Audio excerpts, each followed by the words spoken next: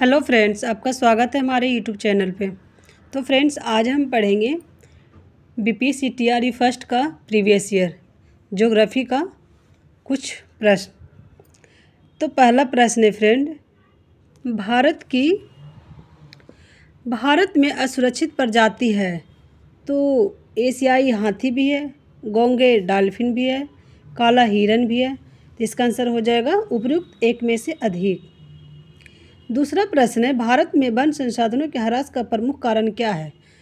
तो इसका कारण कृषि का विस्तार भी है, रेल भी है, वैज्ञानिक वानिकी भी है। तो इसका आंसर हो जाएगा डी, यानी उपयुक्त एक में से अधिक। तीसरा प्रश्न है, पारिस्थितिक खेती की परंपरागत विधियों द्वारा नई पत्तियों के विकास को किसके द्वारा प्रचलित किया गया? तो बीज बचाओ आंदोलन के द्वारा भी, नवधान्य के द्वारा भी, तवा मत्स्य संघ के द्वारा भी। तो इसका भी आंसर हो जाएगा उपयुक्त एक में से अधिक। चौथा प्रश्न है फ्रेंड, सरदार सरोवर बांध निम्नलिखित में से किन राज्यों को कवर करता है? तो फ्रेंड्स, ये कवर करता है गुजरात, राजस्थान, महाराष्ट्र एवं मध्य प्रदेश। पांचवा प्रश्न है, अधिकांश नदी घाटी परियोजनाएं जो बाढ़ की रोकथाम के लिए भी निर्माणित हुई, परंतु इनसे बाढ़ की स्थिति और भयावह हुई। क्यों हुई? क्योंकि इनके जलाशयों में अत्यधिक अवसाद जमा हो गए थे। अगला प्रश्न है, उस प्रथम राज्य का नाम बताइए जिसने छत पर वर्षा जल संचयन को कानून द्वारा अनिवार्य कर दिया गया। तो ये तमिलनाडु के द्वारा कर दिया गया। कृषि रिपोर्ट 2017 के अनुसार भारत विश्व में उत्पादन का दूसरा बड़ा देश था। तो ये था चावल का। तो फ्रेंड्स, अगला प्रश्न है, किसानों के फायदे के लिए संस्थागत सुधार था। तो ये भूमि सुधार भी था, ग्रामीण बैंकों का निर्माण भी था, किसान क्रेडिट कार्ड का स्कीम भी था। तो इसका आंसर हो जाएगा डी, उपयुक्त में से एक से अधिक। अगला प्रश्न, झारखंड का कोडरमा निम्नलिखित में से किस खनिज का प्रमुख उत्पादक है? तो ये उत्पादक है अवरक का। फ्रेंड्स, अगला प्रश्न है, भारत का एकमात्र उद्योग जो आत्मनिर्भर एवं मूल्य श्रृंखला में पूर्ण है, तो वह है कपड़ा उद्योग में। अगला प्रश्न, खरीफ फसल का उदाहरण कौन सा है? तो खरीफ फसल का उदाहरण है मक्का, गेहूं रबी है और मटर भी रबी ही है। अगला प्रश्न है, कौन सी फसल विकसित होने में लगभग 1 वर्ष का समय लेती है?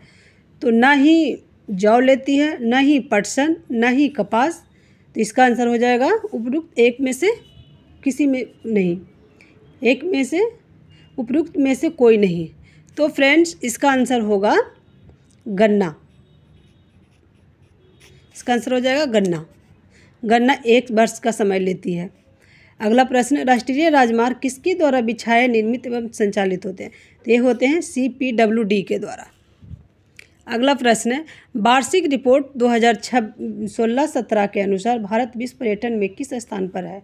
तो यह है चौथे स्थान पे। अगला प्रश्न है, जलोढ़ मिट्टी को उसकी आयु के आधार पर वर्गीकृत किया जाता है। नई जलोढ़ मिट्टी को क्या नाम दिया गया है? तो यह दिया गया है खादर, और पुराने को कहते हैं बांगड़। अगला प्रश्न, निम्नलिखित में से कौन सी मिट्टी कपास उगाने के लिए आदर्श है? तो यह है काली मिट्टी। भारत के किस स्थान पर सर्वाधिक वर्षा होती है? तो ये मौसिनराम पे होती है, जो मेघालय में है। निम्नलिखित देशों में स्लैश और बर्न कृषि के लिए प्रयुक्त नामों के लिए नीचे दिए गए कूट से सही विकल्प का चयन करें। तो सही विकल्प का चयन कीजिए। ये देश का नाम है और ये कृषि का नाम है, स्लैश और बर्न जो कृषि है। तो मैक्सिको का हो जाएगा मिल्पा। मैक्सिको में मिल्पा बोला जाता है, और ब्राज़ील में रोका बोला जाता है, और वियतनाम में रे बोला जाता है, और इंडोनेशिया में लडांग बोला जाता है।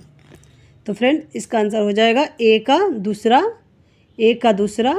और बी का पहला और सी का चौथा और डी का तीसरा। तो इसका आंसर हो जाएगा तीसरा। भूदान ग्रामदान आंदोलन जिसे रक्तहीन क्रांति के नाम से भी जाना जाता है, किसके द्वारा किसके द्वारा शुरू किया गया था? तो ये विनोबा भावे के द्वारा शुरू किया गया था। अगला प्रश्न है, कुछ टूथपेस्ट में चमक किस खनिज से आती है? तो चमक आती है, कुछ टूथपेस्ट में चमक किस खनिज से आती है? तो ये आती है अभ्रक से, अभ्रक से आती है। अगला प्रश्न है, बिहार में कौन सा थर्मल पावर प्लांट मौजूद है? तो बिहार में बरौनी थर्मल पावर प्लांट मौजूद। अगला प्रश्न है फ्रेंड, भारत में एक प्रमुख शक्ति प्रदान करने वाला निगम है और इसके पास पर्यावरण प्रबंधन प्रणाली 14,001 के लिए IMO प्रमाणन है। तो यह है NTPC के द्वारा। अगला प्रश्न है, स्वर्णिम चतुर्भुज सुपर हाईवे समय और दूरी को कम करने के लिए भारत के 4 प्रमुख शहरों को जोड़ता है। निम्नलिखित में से किस विकल्प में वे शहर शामिल हैं? तो ये है फ्रेंड दिल्ली, कोलकाता, चेन्नई और मुंबई। अगला प्रश्न है, निम्नलिखित में से कौन सा बंदरगाह आज़ादी के बाद सबसे पहले बनाया गया था? तो ये बनाया गया था कांडला बंदरगाह।